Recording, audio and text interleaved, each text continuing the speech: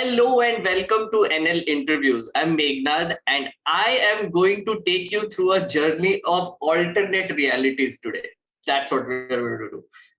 Basically, I have this book in my hand and I have two amazing people to talk about this.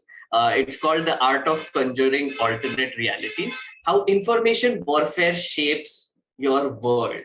It's a long title, and if you notice, I noticed this later, the words here spell reality.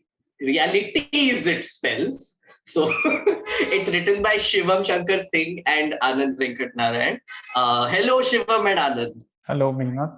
Hi, Meghnad. If I say it's right now, it's sunny outside, it's a fact. But then if someone comes in and says that it's raining outside, and I will say that no, it's not raining outside. But then they will be like, मैंने WhatsApp पे पढ़ा था, तो तेरा information क्या है? तो मैंने बोला मैंने बाहर देखा, I saw it outside that it's not raining. The guy will be like, no, but I have 10 other people who are also saying it's raining, and then it is raining for them. And then they have a Facebook group which has been created, which is discussing how it's raining. So it is a fact, and that is an alternate reality that has been created by 10 people who believe in it, while my reality is very different from theirs. Did I capture that, guys? Except one part of it. For a lot of things, there is no objective absolute reality. Right. So what does that mean? What that means is that whatever your perception of reality is based on the information that you're getting. You have access to a window and you can look outside to actually determine if it's raining or not. But for a lot of things that happen in, say, Indian politics or global geopolitics, all you have is one person's information versus another person's information. So everyone is living in different realities. The issue and the primary reason we actually wrote the book is that these differences are getting irreconcilable. Like, you cannot bring people to the same objective reality for a lot of issues anymore. What else do you need to sustain an alternate reality? Lots of money. Lots of money. Sure. But then also, do you not need mediums? Control over mediums? You need absolute control over everything. And that is how we think the institutional control that the government established works. To create a reality and to sustain it, you need to control everything. And it ultimately, it starts out at a larger narrative level, and it starts out with the media. You present your version. But ultimately, you go so deep into countering any other version that you have to monitor the data and information and what each and every individual is talking about. And then you get to a state of very close to an authoritarian regime where like one person is ratting out their neighbors. There is fear in society, so no one ever talks about anything negative about the supreme ruler, like in North Korea. And you have also pointed out about World of Warcraft and about how ritualistic behaviors actually enhance alternate realities. Anand, do you want to elaborate a little bit on that? Anand or Shivam, anyone? The gaming system is always about immersing you more and more into random stories. And so if you historically look at where gaming came, I don't know whether you are a player of 1998. Prince of Persia, you remember that weird-looking DOS game? Of course. Right?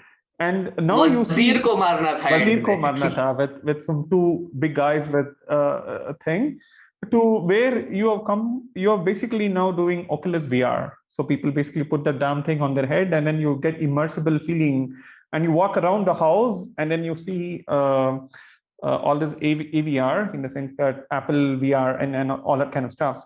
So what people have recognized is that the entire space is about telling your story, immersing you in it, making you believe in it, and you co-create it. Right. And the more you co-create it, the more you're immersed in it. And that is how deep you become. And so once you come out of it, it is very difficult for you to think and look back. What happened? Why is it like so enthralling? It is so enthralling because in the normal human world, you can't create so many things at a very short time. In the gaming world, you're immersed, you're creating your story. I mean, all this is like so immersive. It has a massive impact on how you look at the world when you actually come out of it. Now, that is exactly what a Godman wants you to do. You're saying that there should be another alternate reality created to counter one existing toxic reality? Yeah. I mean, it's a distraction. It's a distraction. You think about it, right? I think what he's talking about right here is how would you, as an alternate conjurer, counter alternate conjurer? Yes, that's a good way to put it. Yeah. So ultimately, that is what he's talking about here. But if at a societal level, you want something like a society that is immune from this, like we've discussed this a lot, how do you get to a point where civilization and society actually gets out of this entire process? It's a very long-term process, but it starts with getting people to be just more questioning in general. Critical thinking. Critical thinking, yes. And critical thinking of why someone's providing you a certain piece of information. Is it playing to your biases? Should you be believing this? Does this serve someone else's interest? And India has a huge philosophical tradition of doing this. We've been a civilization and a society that continuously questioned everything. Like even Hinduism as a religion, like Shastrarth jo hota tha, the entire concept is like people sit and debate. Yeah. That is what society needs to get back to. But until then, like as a separate conjurer, there are tools and ways to conjure a separate reality and break the other person's reality. One of them is to actually not engage. So what he mentioned about the Prime Minister, Narendra Modi, there was an entire campaign about 2002 riots. Our current government or the current governing party is told to be really good at brand management and advertising, right? So, and you guys have also mentioned it in the book as well. What sort of role do you think advertising plays in the modern world in the creation of these alternate realities? And when do we stop? If you keep going in this model where you allow multiple realities to be conjured at an advertiser, what's the big harm? Like you buy Colgate, I buy Sibaka. I mean, whatever you call it. What's the big deal about it, right? You buy Apple, I buy Windows. Well, there's a mini fight. I mean, you know the cults thing. Then you come to the stage where you say, well, you and me belong to a different religion. Like we used to be in the caste system in Tamil Nadu, rural Tamil Nadu, a lot of fights. But then they would not fight during the winter, or they would not fight during the summer.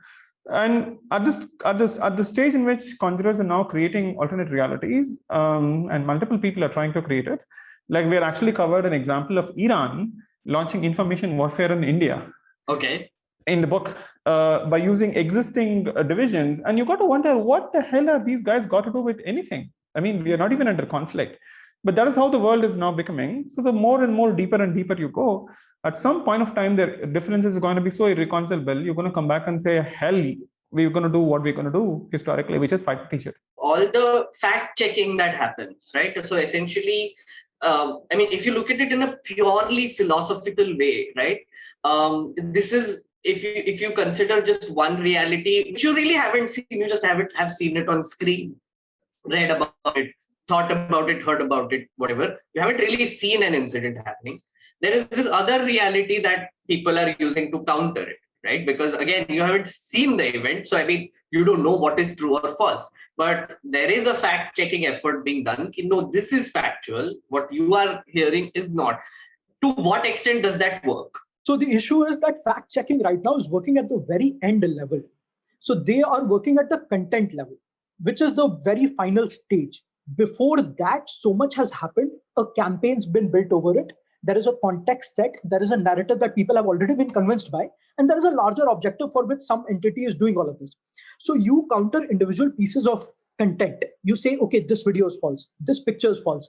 And a lot of people might end up agreeing with you, but it is not going to change their belief. And the campaign that is running is so strong that it's continuously pushing out content.